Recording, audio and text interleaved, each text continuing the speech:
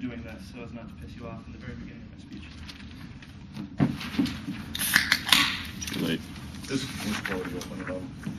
I'm Random page A. okay. I'm putting it on a different page. Well, not different. The F page.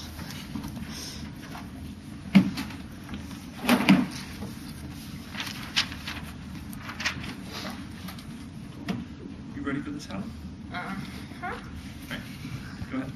WTF, you're not dividing their arguments, referencing their arguments, or debating. I think you're just mentally masturbating. A good gut reaction, one that shows the solvency method of the 1AC and the mode of seduction, the critical power of negativity and abyssal thought. Indeed, we're not going to be talking about arguments traditionally today because we want to create an open space for you to analyze our arguments. Normally, our flows are filled up with some illusions. Like the idea that in my 9-minute speech, some of what I say only matters on one sheet of paper. Or the idea that a debate speech is a divisible thing with some words or advocacies being entirely dissociated from the others. We're asking you to flow differently, think differently, and become a different kind of judge. One of the main theses of our advocacy today is that becoming is what gives us the pleasure of being human. Becoming found not only in a viral hospitality, Hospitality to inhuman others that destroy our current sense of identity and subjectivity. but in thinking, mirroring, shadowing, seducing, and in general challenging our current symbolic spaces in the world, and indeed challenging the world itself through our thoughts. We want to restore the empty space The pathos of distance. necessary for proper reflection on matters, the critical space of thought. The only way to do that is to highlight some of the traditionally accepted norms of our world that people often think are only good and could never be bad, Such as flowing, the judge is a pure arbitrator of real facts and truth. and analyze them from the perspective of fatal theory. We don't have one alternative kind of judge we would like you three to be. Instead, we take up an ironic perspective that claims absolutely no ground or alternative as its own, but mocks the other for daring to posit itself. There are two different ways that debate approaches change. Crisis and catastrophe. Our present debate world is on a collision course with a catastrophe created by an overwhelming realization of the optimal debate form. Catastrophe is brought about by an overabundance or a self-realization of a system. Cancer is the paramount example of catastrophic change in that it represents a cell reproducing to such a degree that it overpopulates its host body. Our world has a cancer. Our world is a cancer. The very way that we speak about debate shows that debate continues itself through a replication of itself, as if it represented its own ideal, as if policy debate was the end of debate.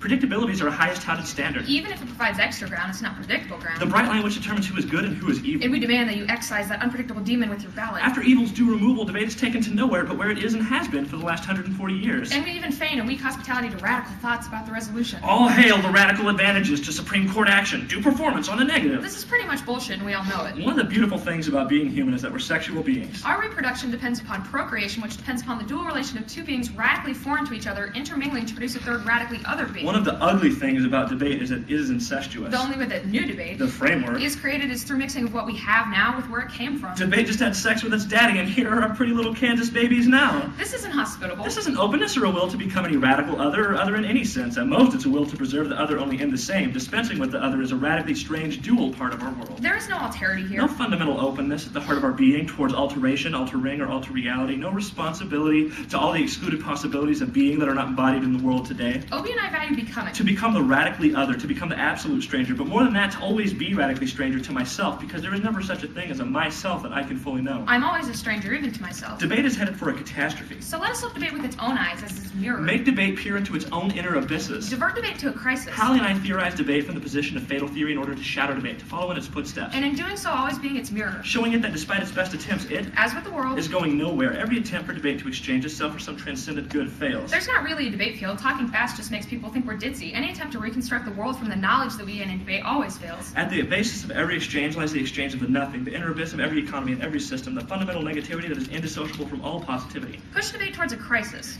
Instill debate with negativity, return balance to the system of debate through a viral infusion of absence, non-topicality, unfairness, unpredictability, anti-education, anti-clash, anti-debate. Push debate towards a pure human activity of nothingness. Which is thought. Their argument in the 1NC cross-examination, I have never seen Kansas look so silly in cross-ex whenever they didn't read a single link to their argument. Our 1AC says we affirm the resolution entirely. Topicality is a voting issue. Yes, you have to win. That means something, that the topic actually has a meaning. You have not won the metaphysics of grammar. They have conceded a whole 1AC's argument that the metaphysics of the world is not a dialectical logic, but rather it's a logic of excess, a logic that is reversible, and at the moment that there becomes too much meaning, that meaning actually becomes saturated and it breaks down. It becomes impossible to extract any meaning, which becomes functionally meaningless. That is our argument about the topic. We affirm that in the resolution. We affirm that meaninglessness that we constantly inhabit. That is the only way to overcome that meaning, to create that kind of a nothingness so that different kinds of new meaning can come to presence and interact with our understanding that we have. The only way to preserve policy debate or policy education is to vote for the affirmative.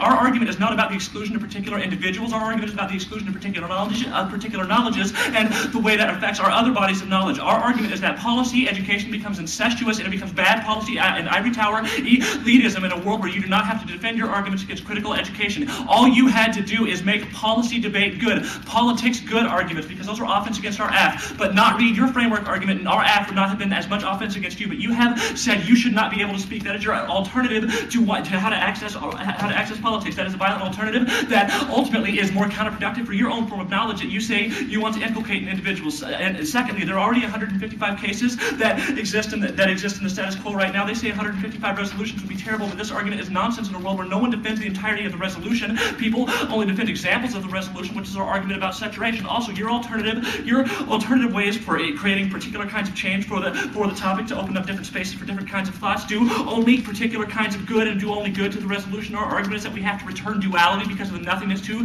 debate, to create that clearing for new ways of debate to actually make presence, because there's too much shit crowding those out right now. Their Shively argument is radically arbitrary. It warrants only running an affirmative if you give the other team your case negative. A little b is that the case, let's check this argument 100%, because that is the only way that we actually can create any kind of a consensus on what we're going to be talking about. And my next argument is that they make this Gentleson argument about how we have to have politics. First of all, this evidence would only warrant changing the political science class. You can go to political science class and get all the education to be a policymaker. Little b is that no one who goes on to be a policymaker do we want not in a political science class. We should not want those individuals to get their education only from debate, because there are lots of non-expert politicians and things like that. Our argument is not that those politicians are necessarily where we should embed all forms of education. Rather, we want them to expose to all different forms of understanding of politics. They need the political science class, and that's where the change needs to happen. Our argument is that debate is a unique space for the confrontation of that political science knowledge with this kind of a confrontation with critical knowledge. Is also, you have to recognize that their Gentleson, they would have to prove a propensity for debate to lead to good policy making. Their Gentleson argument just does not cut it to say that generally speaking policy making is good, because generally speaking Hitler made some policies and led to Nazism. Policies are the reason that the world is good and bad right now. Our argument is that we need to have an understanding of that. We need to return and we need to have a return of different forms of education, so that we don't only continue to perpetuate politicians like Karl Rove and like John Kerry, because either of those two sides are pretty damn shitty. And also, you refuse to negate meaning. Their argument is that we become a kind of a dogmatism. No, you are the dogmatism of meaning, and that's an even worse kind of a dogmatism, because the global world system is based upon the saturation of meaning and its relationship to truth and power. Our argument is that only the affirmative actually allows switch side debate, because we allow, for example, if you defended a meaningful topic on the negative and you got up and you read a case, for example, if you said we should overturn the Planned Parenthood versus Casey, that would be offense against our 1AC, because it would be a political strategy that would actually solve something. Our argument is that we should not do those kinds of things, because to change debate, that would have been offense. You didn't do that. That is just your fault. Switch side debate exists in our world. It just looks a little bit different. But little b is that you never switch sides on meaning or on whether the topic has any particular meaning, which is ultimately worse, because that is, as I explained earlier, the root of this kind of power, the root of this sort of power. They don't have any kind of they don't have any kind of a discussion of. Oh yeah, they say that to prove that debate is not headed for a collapse, we can recognize that they have a big program that's still exceeding. Our argument is that the thing that collapses is not necessarily your program. The thing that collapses is what's within your program. The content of debate itself becomes self-destructive and becomes incestuous. You might have some kind of a, look, if the bloodline of the British royal family is good, that does not mean they should only have sex with each other. They should have sex with other people so they don't get soft brown teeth and so they don't lose all of their sense. They say that they don't lead to a kind of oneness with their interpretation of the resolution. Yes, they do, because it's a uniformity of meaning. This argument is just silly. You can never resist meaning in the world of their argument. They say that they say that there's no warrant to vote for the affirmative. This is entirely incorrect. I have explained our arguments about how the only way to create this clearing is to affirm the duality, but a negative ballot is only an integral ballot. Also, terrorism. Terrorism in all forms is a transpolitical mirror of evil. For the real problem, the only problem is, where do people go? And the answer, everywhere, because the anamorphosis of modern forms of evil know no bounds. In a society which seeks by prophylactic measures, by annihilating its own national reference, by whitewashing violence, by exterminating all germs and all the accursed share, by performing cosmetic surgery on the negative, to concern itself solely with the quantified management with the discourse of the good in a society where it is no longer possible to speak evil. Evil has metamorphosed into all the viral and terroristic forms that obsess us. Evil is everywhere. In a world where you excise evil, evil comes back. They have conceded our argument that good and evil are like two sides of a particular coin. There is a coin you throw out. It's not either good or evil. It always goes together at any moment waiting to be overturned. That's our argument about reversibility. They've conceded they will lose. Also, why not demand the right to be a man or a woman?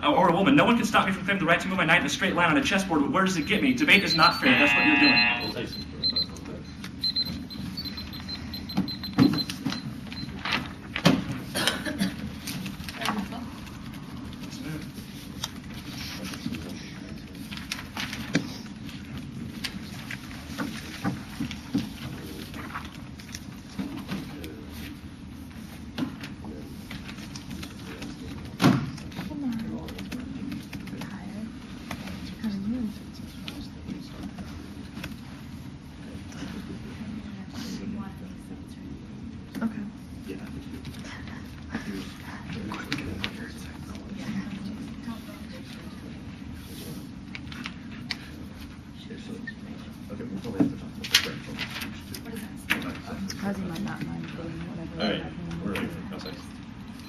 12. Obi, Yep. do you like Hallie? Yeah. I mean. How did you know? I guess how did you know who I was talking about when I referenced Hallie? Because I assumed. I mean, I didn't know. I assumed. So you can make assumptions based off when I make linguistic choices, e.g. when I say Hallie, you can identify who that is or make assumptions about that. Sure, over a very short term, but our argument is about what happens to meaning over the long term. I guess over I'm the confused. saturation. How- What happens That's like whenever there are a saying- million Hallies in this room? How does the resolution magically not have any meaning? But when I ask you, Because like, there aren't a what's- million Hallies in this room. If there were a million Hallies, I'd be like, oh shit, I don't even know which one. There are a million of these girls. But if I asked you, do you like the color red? Could you just say, no, I don't know what the color red means? I mean, honestly, there are about 5 Yeah, billion different there's colors of really- red. I mean, So you JT's could never, got kind of red on in it, a he's got world of the kind affirmative, we can never answer normative questions where there's more than one possibility.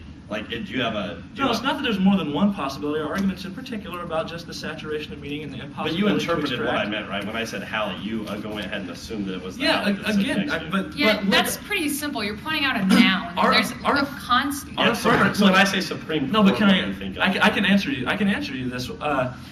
Your argument is assuming, for example, that throughout eternity, all time and all space will be linear. Our argument is that over the short-term, space and time are linear. Meaning is linear. You can establish. Yeah, to yeah, I some understand extent. that. But like, over the when I long say term, it United turns States back Supreme around. Court, can tell me how many different courts you think about? I mean, I usually only think about one because I've been part of a So culture it that has seems a that unified parts of understanding of Planned meaning. Parenthood versus Casey. I'm trying how many- to work against that. How many decisions are there named Planned Parenthood versus Casey? There were actually a whole lot, which is why they have those But they little have numbers numbers attached to the sure. end. So the resolution isn't totally subjective or arbitrary. It doesn't have any meaning, right? No, it does, which is why there are a billion different interpretations, for example, of overrule. You're not going into I all guess the I'm meanings that can confused be how- extracted I'm from the confused how resolution. You're not you- doing any of the gritty work. How you that actually conceivably proves. use the Supreme Court now that we've determined there's one Supreme Court and you only have one I have Supreme not Court? determined there's one Supreme Court. You asked me what do I think of whenever I hear that. So how My can- argument is that how I can you think say that that because of the actually- cultural context and the Supreme Court is not the same thing as hearing the resolution or as being a debater responding to the resolution, This which just is seems what more our like 1AC you, does. that Baylor doesn't understand what the U.S. Supreme No, Court is. not at all. The resolution is an image. It's a thing that exists there, Right. and that is not Right. just the I got Supreme another Court question. compartmentalized. People become incestuous.